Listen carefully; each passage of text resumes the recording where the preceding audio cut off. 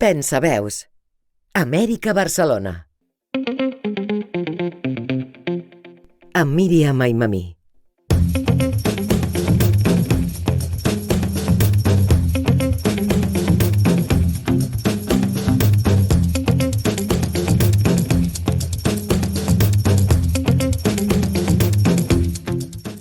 El centre històric de la Ciutat de Mèxic constitueix un dels espais urbans més significatius d'Amèrica Llatina, tant per la seva densitat patrimonial com per la seva rellevància històrica, política i cultural. Un centre històric es defineix com aquell nucli originari d'una ciutat on es concentren les primeres estructures urbanes, així com edificis, traçats i espais que reflecteixen diferents etapes del desenvolupament històric. En aquest sentit, el centre històric, cor de la Ciutat de Mèxic, s'erigeix sobre les restes de l'antiga Tenochtitlan, capital de l'imperi mexica, fet que li atorga un component de significat prehispànic únic. Benvinguts i benvingudes a Pensaveus Compartides. És un plaer, com sempre, tenir-vos avui amb nosaltres. Saludem amb molt d'afecte a tota l'audiència que ens escolta i ens acompanya. I dono, com sempre, una càlida benvinguda a Leonardo Alvarado, nostre amic i col·laborador. Gràcies per ser-hi i per compartir aquest espai tan important amb nosaltres. Leonardo, ¿cómo estás? Muy bien, Miriam, gracias. Un gusto saludarles. Gracias por acompañarnos en este programa.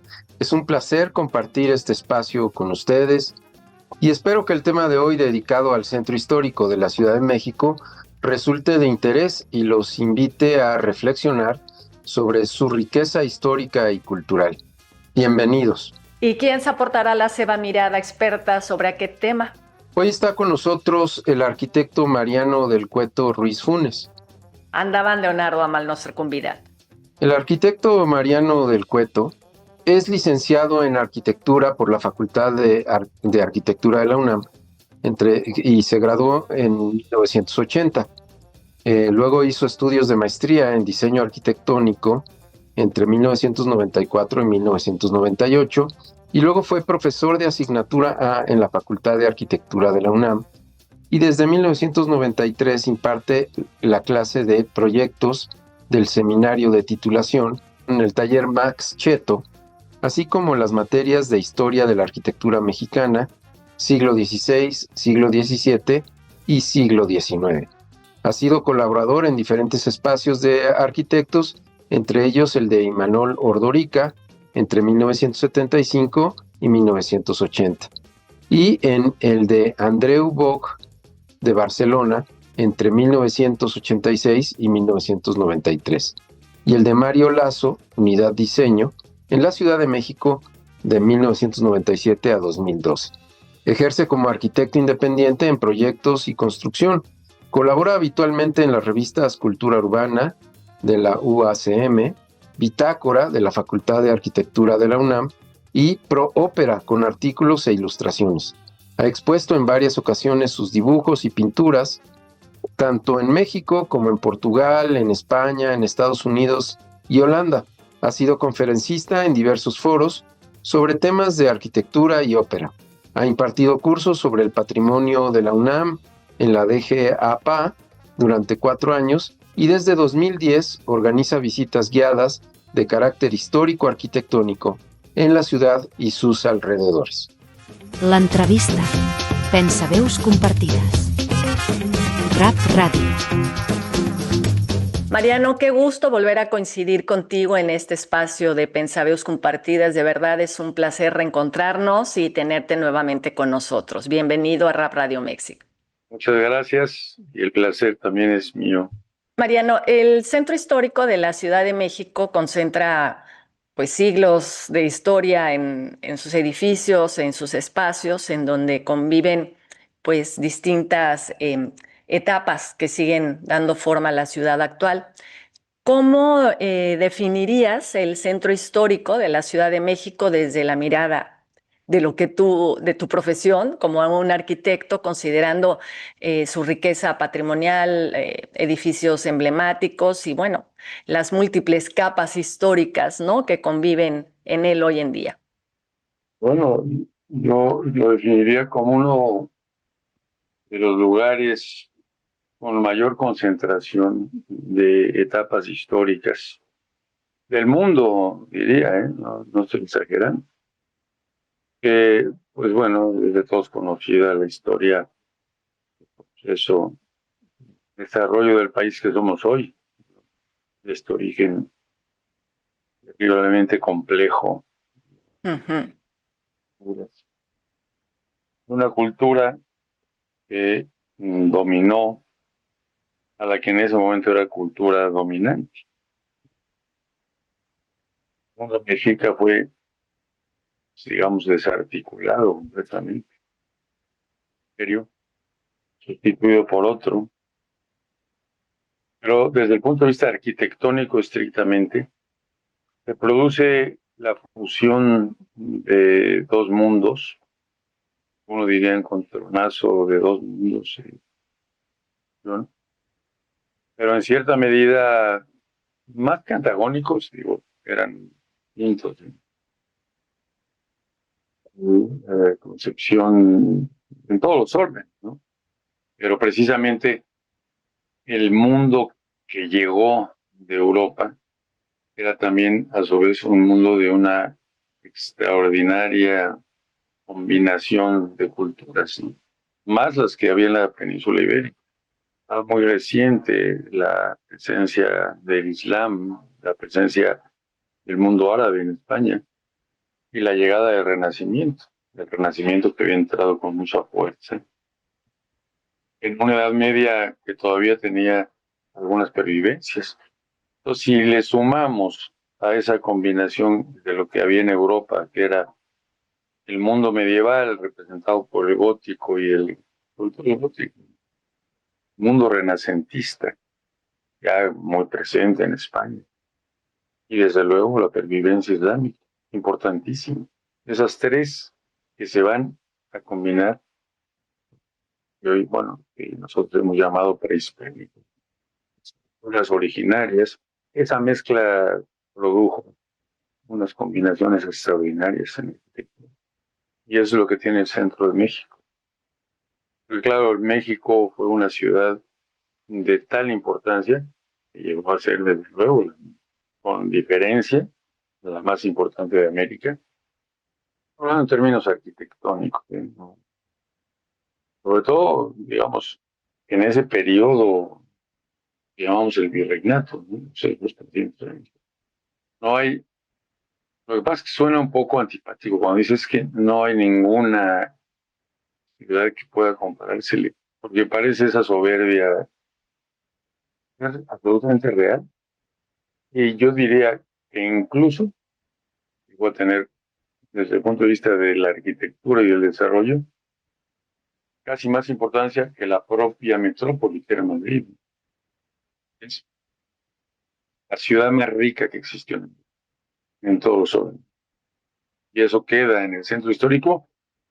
Y mira que ha sufrido embates destructivos, ¿eh? Qué bárbaro, eso sería otro tema. Pero bueno, vamos a dejarlo por el momento, ¿sí?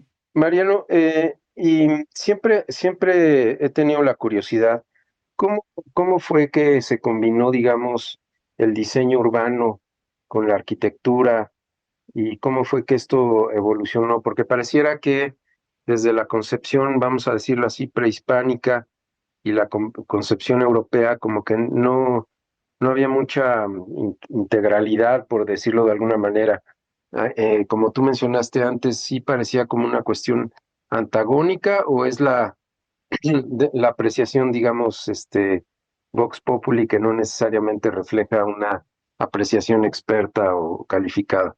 Bueno, es que, mira, una cuestión es el urbanismo que se produjo en ese proceso de destrucción, construcción, de cuando se borra una ciudad y se construye otra sobre ella.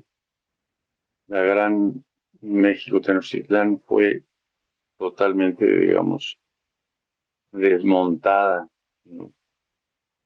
Y se reconstruyó. Lo que es interesante, y yo decía que lo que llega de Europa es precisamente ese proceso que se había vivido allá de el revulsivo que supuso el Renacimiento. El Renacimiento muchos arquitectos españoles que habían ido a Italia traen, y otros italianos que el propio Felipe II había traído.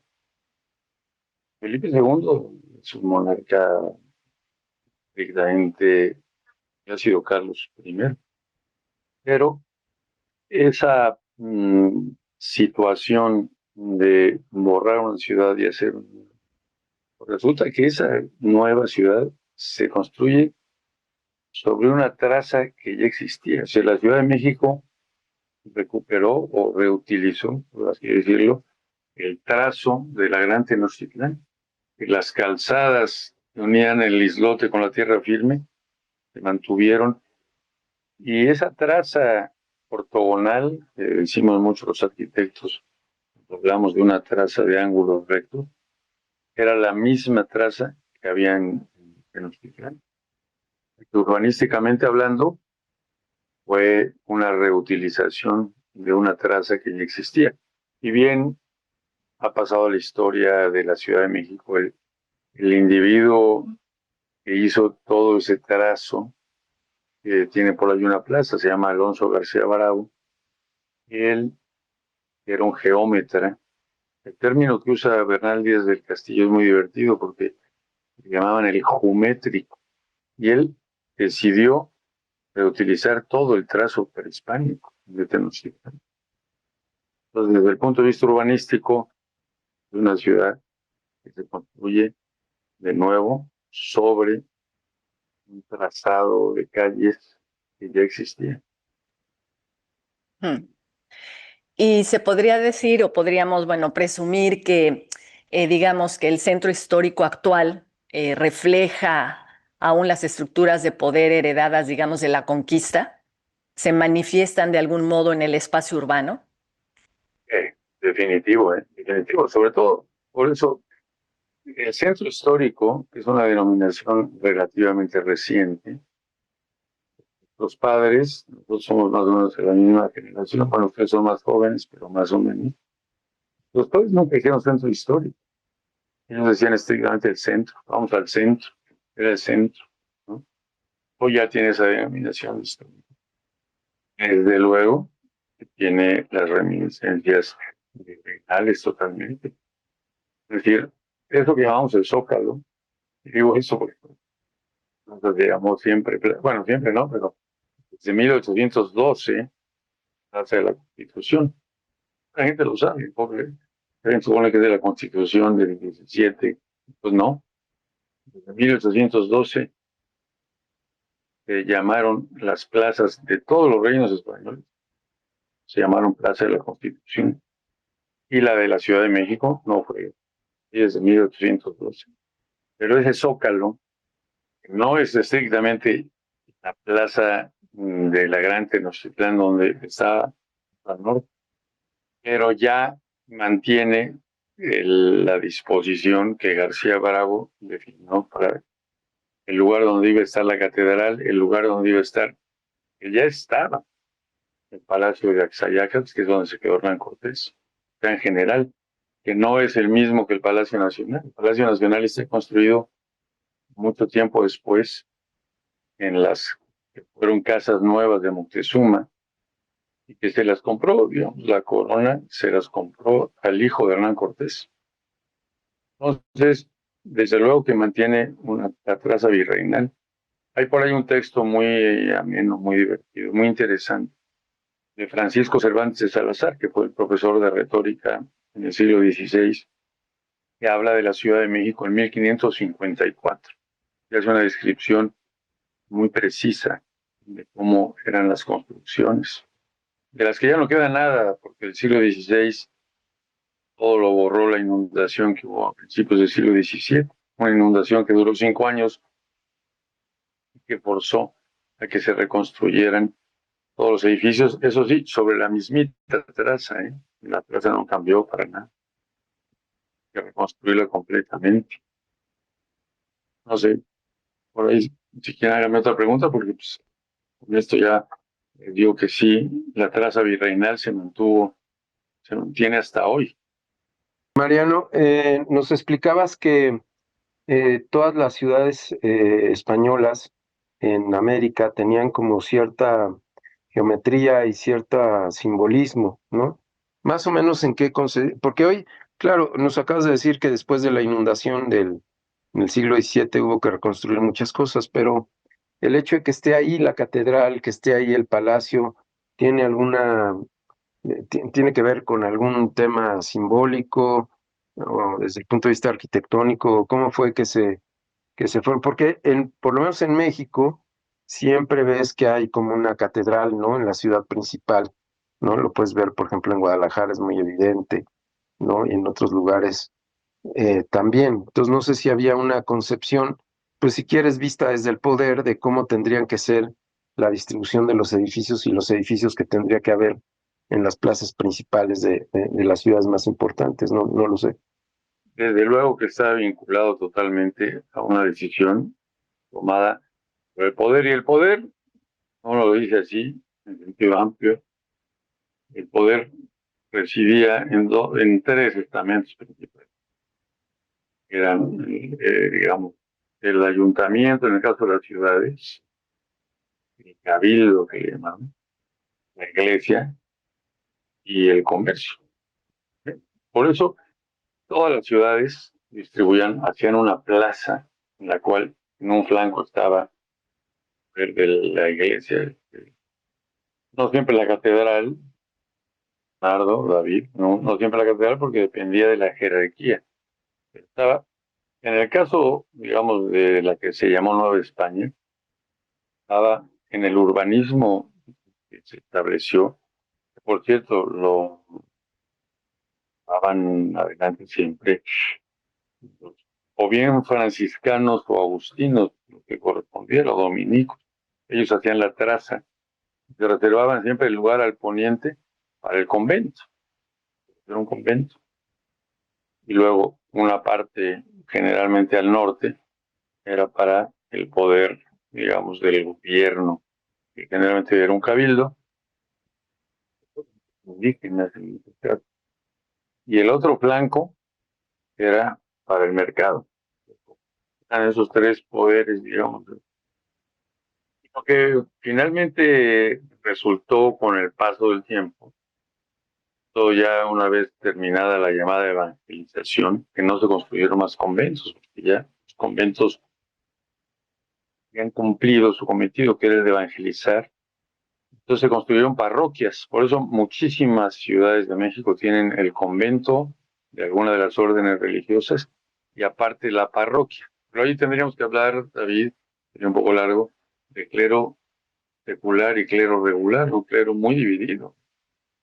Y el siglo XVI y el siglo XVII no tienen nada que ver.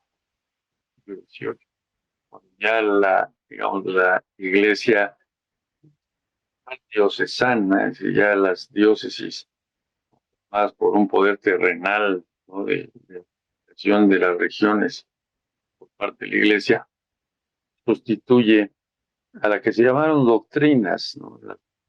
Eran las doctrinas que se habían construido para evangelizar. El proyecto político del siglo XVI y XVII ya no tiene nada que ver con el XVIII. Simplificando un poco, a lo mejor se podría decir que la dinastía de Borbón y la dinastía Austria tuvieron misiones totalmente diferentes. Los Borbones, desde luego, prácticamente erradicaron esta presencia de las llamadas órdenes regulares, de las que no pertenecían a la diócesis, las que tenían autonomía. Concretamente, entre otras, en el siglo XVIII, los jesuitas, que son una historia plástica interesante, que tiene muchísimo que ver con el urbanismo y con la arquitectura, muchísimo que ver. Que sí, efectivamente, la presencia de estos poderes, por un lado, gobierno por otro y comercio por otro, estaban presentes en la plaza urbana, en la parte más importante, que era la plaza que luego se llamaría de la Constitución en el siglo XIX. Sí, obviamente sí, sí es definitivo, David, así era. ¿Y cómo está constituida hoy en día esta plaza urbana o Plaza de la Constitución? ¿Qué edificios son los que la conforman? Bueno, en el caso de la Ciudad de México, es muy interesante que a partir del hallazgo de la Coyolxauhqui en el 76 o 77, con el proyecto Templo Mayor, hubo una modificación radical.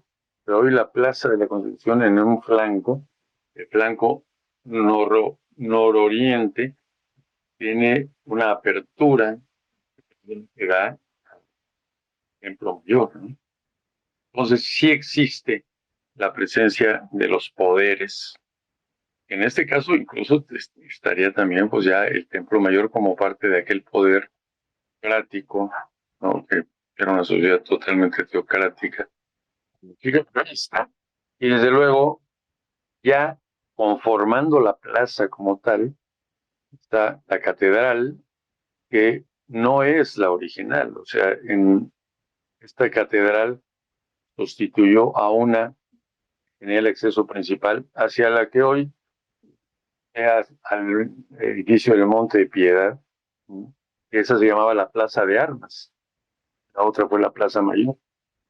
Entonces, estaba por un lado la catedral, que luego cambió su emplazamiento, el Palacio de Hernán Cortés, que era el que había sido de Axayacat, exactamente donde hoy está el Monte de Piedad, como el Palacio de Hernán Cortés. Hernán Cortés no vio el que hoy llamamos Palacio Nacional, que en su tiempo se llamó Palacio de los Virreyes, no en el tiempo de Cortés, Cortés fue capitán general, y acuérdense que en principio, urbanísticamente, el Palacio de Cortés era exactamente donde había estado el de Axayacat, Monte de Piedad. Y luego, importantísimo, el mercado, o el Parián, que estuvo hasta el siglo XIX, y atrás el Cabildo Metropolitano, o sea, el poder de las autoridades de la ciudad. Y en el flanco oriente, después, el Palacio de Cortés, un lugar, el Palacio del Virrey, que se trasladó al oriente. Pero ahí no estuvo ni Antonio de Mendoza, ni Luis de Velasco. Fue hasta el tercer virrey que le compraron al hijo de Hernán Cortés ese lote, y ahí hicieron el Palacio de los Virreyes, que hoy es el Palacio Nacional, que tuvo muchas ampliaciones, ¿no? Entonces hoy, la verdad es que hoy la Plaza de la Constitución, que es enorme, un cuadrante entero era el mercado del Parián, que se demolió en el siglo XIX. Entonces hoy en esta plaza está el poder del gobierno federal y el poder del gobierno de la ciudad.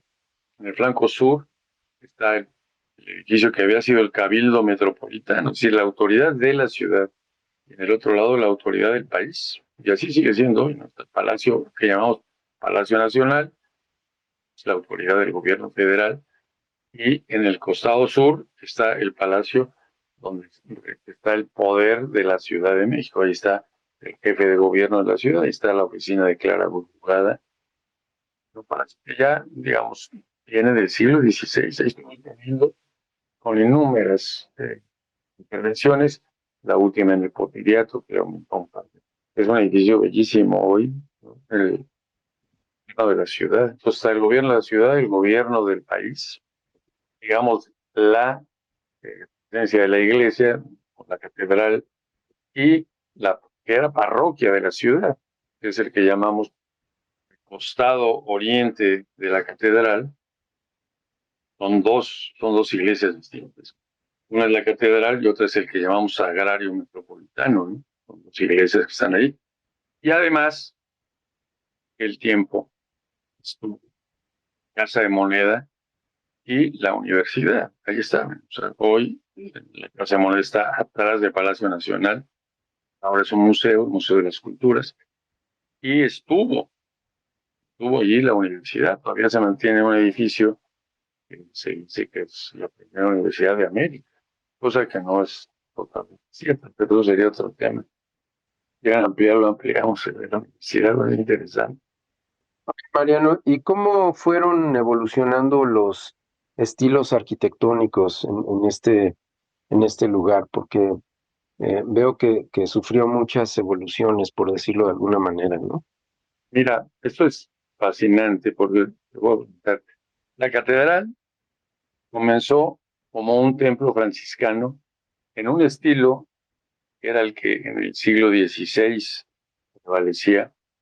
Era un estilo que se le ha llamado plateresco, que era precisamente esa combinación de los estilos que se habían desarrollado en la península ibérica con la llegada del Renacimiento, que tenía muchos aspectos renacentistas, pero todavía quedaban muchas reminiscencias de los estilos medievales, de lo que se llamó el gótico, sobre todo, ¿no? En el caso español, siempre se precisa que es el gótico referido al periodo de los Reyes Católicos y se le llama gótico isabelino en Isabel la Católica. Es muy peculiar que la mezcla de gótico isabelino con la arquitectura islámica es de una riqueza extraordinaria. Y esa fue digamos, ese fue el trasvase cultural que se produjo. El estilo gótico, que es plenamente medieval, con las reminiscencias del mundo islámico, pero sobre todo con la pujanza que ya traía en ese momento el mundo del Renacimiento. Entonces, todo eso llega a México, se fusiona con algunos aspectos prehispánicos y se producen estilos extraordinarios. Ese primer estilo va a dejar paso al que en México se le llama barroco, y lo que dominará el siglo XVII, que es cuando se construye la catedral actual, sobre todo el XVIII. Si tú ves la Catedral de México, el edificio de la izquierda, que es la catedral, es de un barroco muy sencillo, un barroco que le llaman algunos clasicista, y en cambio el Sagrario Metropolitano, que está al lado, es plenamente barroco. Entonces es una mezcla de estilos extraordinaria, ¿no? Y entonces ese barroco va a dominar la casa porque también el Palacio, hoy llamado Palacio Nacional, entonces virreinal, es de un barroquismo muy fino, muy elegante además. Entonces, ese es el estilo que va a predominar. México incluso se ha caracterizado el propio talante de lo mexicano, siempre tuvo cierta identificación con lo barroco, a veces hasta la forma que tenemos de hablar, con ciertos barroquismos. Y en el caso concreto de la Plaza de la Constitución, pues muchos edificios son del siglo XVII y del XVIII, sobre todo, plenamente barrocos. Ya luego, en el Porfiriato se hicieron algunos añadidos, en un estilo que, digamos, ya el mundo del siglo XIX, que nosotros hemos llamado Porfiriato, lo cual muchos estudiosos de estos temas dicen, bueno, ¿qué es Porfiriato como estilo? De señalar que hay un estilo. Y aparte en el mundo, tú dices Porfiriato, pues si no eres mexicano o conoces la historia de México, pues el Porfiriato, ¿qué es eso? Y en el fondo lo que es, y para todos nosotros Porfiriato, ese sentido medio afrancesado, querer ser cosmopolita. Y hay cientos de edificios que para simplificar nosotros decimos, no, es que estilo Porfiriato, del Porfiriato. Y es esa mezcla de estilos que tenían que ver con lo que pasaba en Europa generalmente, ¿no? Muchas veces llamamos historicistas porque se basan en modelos de la historia y claro, le pueden poner cualquier estilo que le gustara a alguien, vamos a hacer un palacio que parezca pues que es italiano, ¿verdad? Como podría mencionar muchos casos, pero bueno, prácticamente la arquitectura va dejando pues la marca de cada periodo histórico. Se modifican los edificios y la arquitectura va reflejando eso, ¿no? Entonces, hoy, eso que te decía del Cabildo, todavía tiene partes del siglo XVI, muchas del XVIII y muchas del XIX, y luego tiene incluso algunas del XX. Entonces, eso es una de las características del centro de México. En la misma cuadra, en el siglo XVI casi no quedan cosas por lo que les decía de que hay inundación, ¿no? Todavía quedan muros, pero hay muchos elementos. Y el XVIII, que es el que simplificamos un poco llamándole barroco, y que luego viene el periodo del siglo XIX, donde en realidad el siglo XIX Pero la primera mitad, la situación del país es de tal inestabilidad política y económica, es una permanente guerra civil. Estamos los mexicanos agarrando, tienen la cara unos a otros, los americanos aprovechan, viven mantequilla, se quedan con medio país. Y luego, por eso es tan difícil encontrar algo de arquitectura esa primera mitad del siglo, porque es de tal inestabilidad. Fíjense, lo único importante que se construyó en la mitad del siglo XIX es un teatro para la ópera, digno de reflexionar. Era un negocio. O sea, concretamente un empresario, Francisco Armero, hay muchas compañías de ópera, hace una fortuna y decide hacer un teatro. Es la única edificación de la nueva planta. Las demás edificaciones importantes se hacen en edificios que ya existían. Y son todo a partir de la aplicación de las leyes de reforma en 1959 y a otra guerra civil espantosa. Esta que hace que muchos edificios conviertan en otra cosa. Concretamente, por ejemplo, la Biblioteca Nacional que hace Benito Juárez. Hace ejemplo de San Agustín, como para decir, a ver, les voy a mostrar que pues, estamos muy por encima de esto. Entonces, ese templo, que era una cosa extraordinaria, la Academia de San Carlos, que es una fachada totalmente renacentista, que la vemos, o sea, qué maravilla. Resulta que se hace en un hospital del siglo XVI, se le sobrepone esa fachada, y eso es lo que le da esta enorme riqueza a la ciudad. Riqueza, lo digo en un sentido, no se conservó como era, pero en tiempos de este periodo que hemos llamado porfirista, pues se construyó mucho, reutilizando edificios. Pues muy interesante. Y claro que le da una gran personalidad a la ciudad. Hay cientos de edificios porfiristas que tienen un empaque extraordinario y que la convierten, pues, como decíamos al principio, en una de las ciudades realmente más importantes de América. O sería un tanto hiperbólico decir del mundo, una de las ciudades más importantes del mundo. Siglo XVIII, desde luego. Y ahí están los vestigios arquitectónicos que no es que lo digamos los mexicanos, gente que viene de otros países y los ve y claro.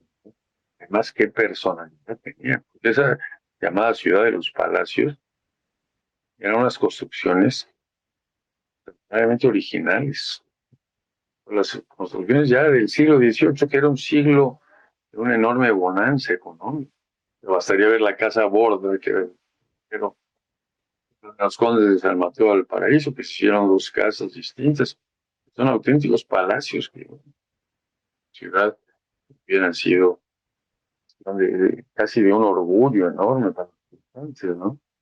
Y es una ciudad, yo digo que fantástica, pero bueno, me estoy extendiendo demasiado. No sé si quieren preguntarme algo más específico.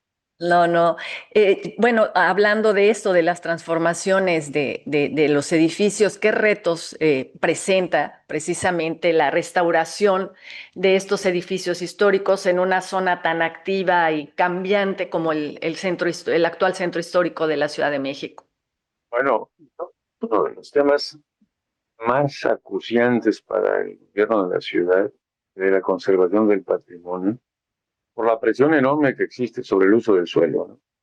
Además, concretamente, en lo que llamamos el primer cuadro, el perímetro A del centro histórico, son las más importantes. Fíjate, el simple hecho de que el Templo Mayor y todo ese proyecto sigue en excavaciones que no dejan de encontrar cosas interesantísimas. O sea, todo aquel proyecto que echó a andar Eduardo Matos Moctezuma en 76, era el segundo año de López Portillo.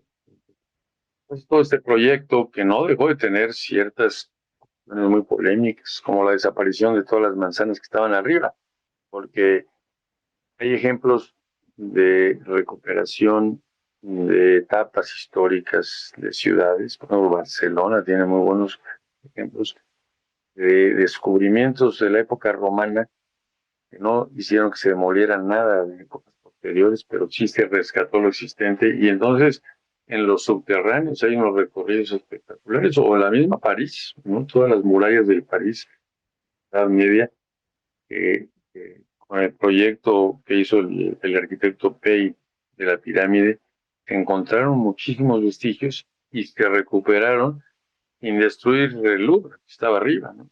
Pero bueno, eso sucedió en México y el proyecto Templo Mayor sigue y sigue produciendo asombrosos descubrimientos.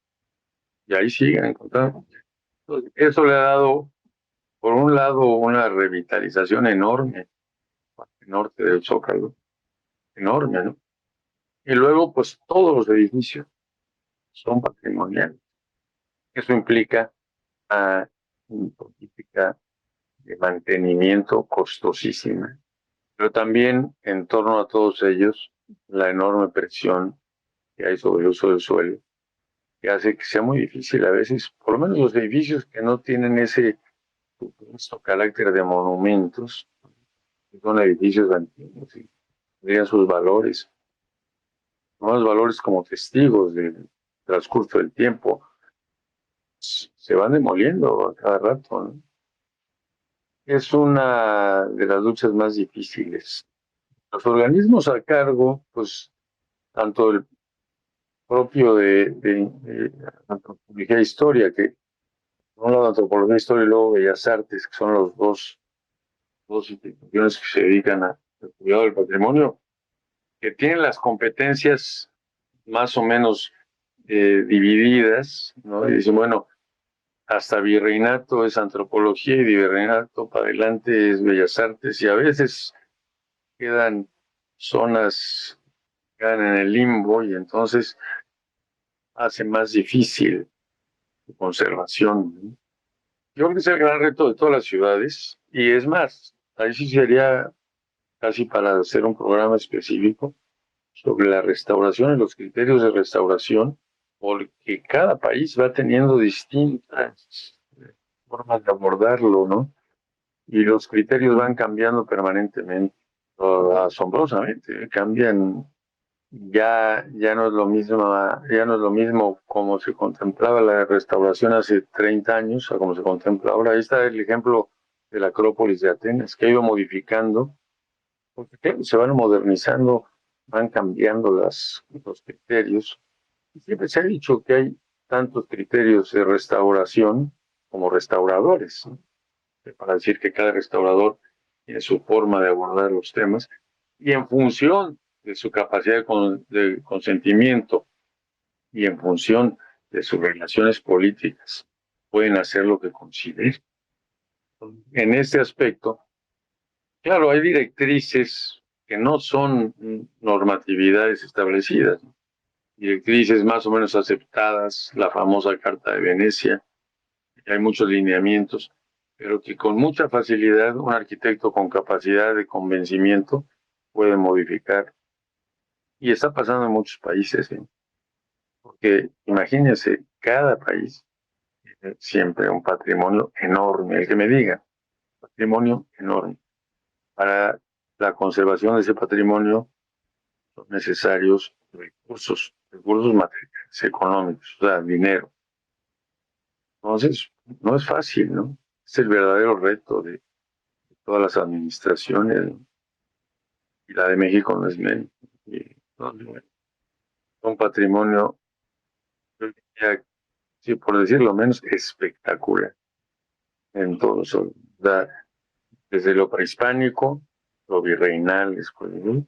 Siglo XIX, cosas formidables. Y luego, siglo XX, que es un patrimonio que casi tampoco se legisla, sí, bueno, siglo XX como que no se cataloga, entonces es fácil tirar, o sea, los edificios de los años 40, 50, y más lejos, Pedregal de San Ángel, que tuvo casas espectaculares que representaron una época, ya no quedan casas, es decir, no eran un monumento digno de conservarse, entonces, como prevalecían criterios mercantiles, se vendían las casas, a la fecha se demolían, pero de una manera impresionante. Ya no existe Pedregal, que fue un proyecto único de Luis Barrera, ¿no?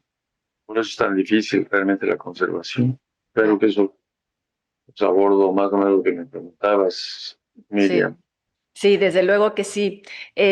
Mariano, para ir cerrando la entrevista, bueno, nosotros titulamos este programa El corazón de la Ciudad de México, ¿no? Refiriéndonos precisamente al centro histórico.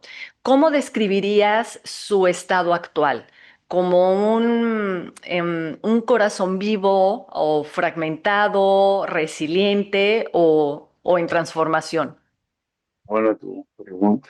Mira, yo creo que el centro de México, este perímetro, tuvo, en cierto sentido, una enorme suerte, porque la participación de ciertos sectores económicos relativamente poderosos formaron ese fideicomiso de centro histórico, que ha hecho mucho por la conservación.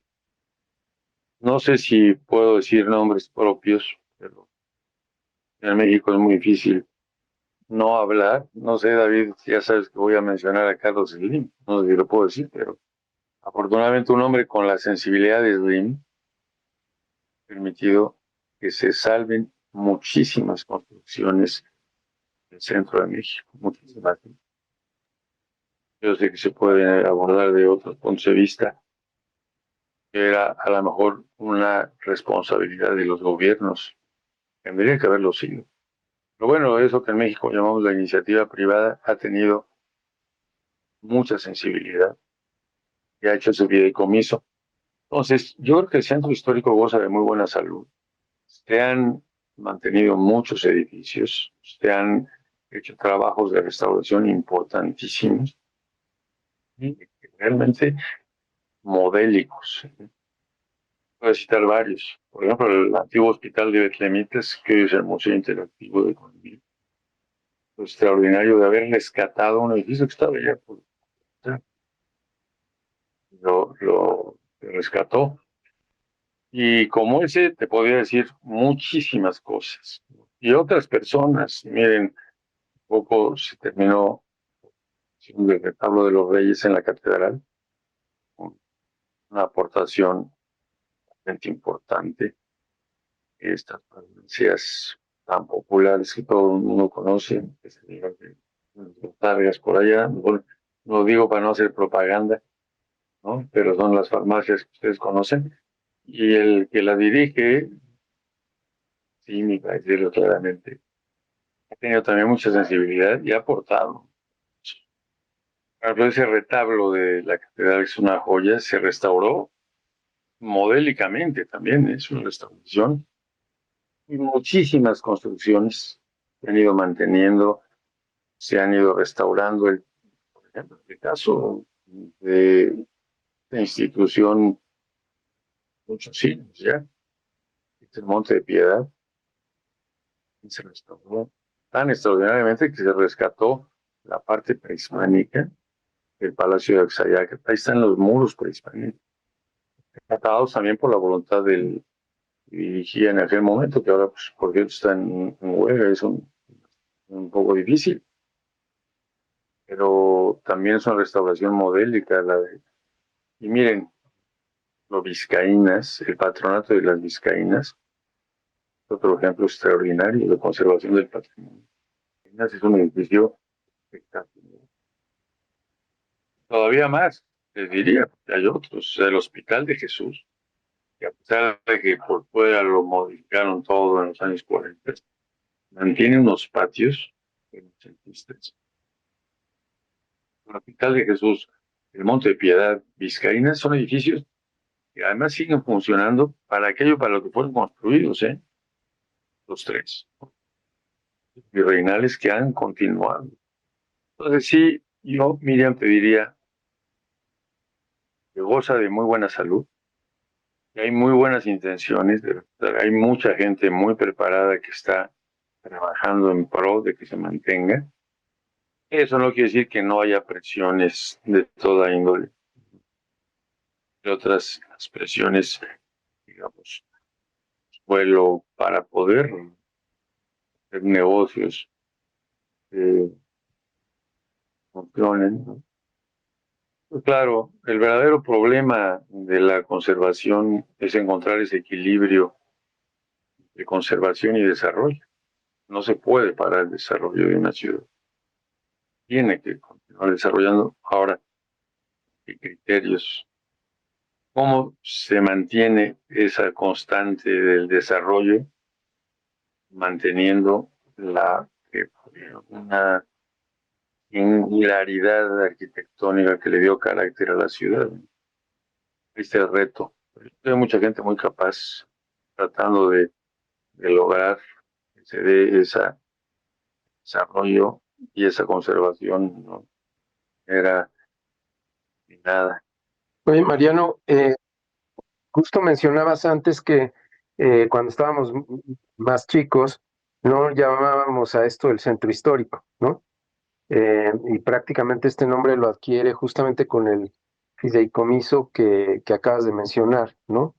Del ingeniero Slim.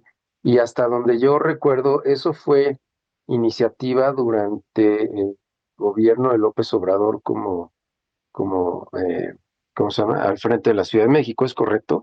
Sí, sí, sí. Sí, López Obrador, en aquel periodo que me parece, López, o sea, el primer alcalde, sería el término, ¿no? Jefe de gobierno se le llama, es el alcalde de la ciudad, fue Cuauhtémoc Cárdenas si no me equivoco, no, en el 80, ya cerca del Finales de 2000, los ¿no? setentas, ¿no? Finales de los 70. ¿No? No, fue muy posterior, porque Cuauhtémoc, digamos, después del 88, creo que fue, ¿cuándo fue que sí, debió ser en 94, ¿no? Cuando Sí, tienes razón, ganó finales de Pablo los Trujillo fue noventas, presidente, finales de los noventas, sí. ¿sí?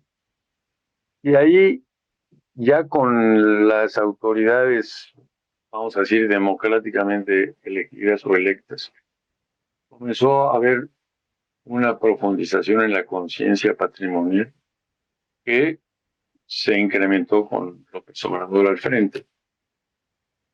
No quiero hacer comentarios un poco fuera de contexto, pero quizás bajó un poco.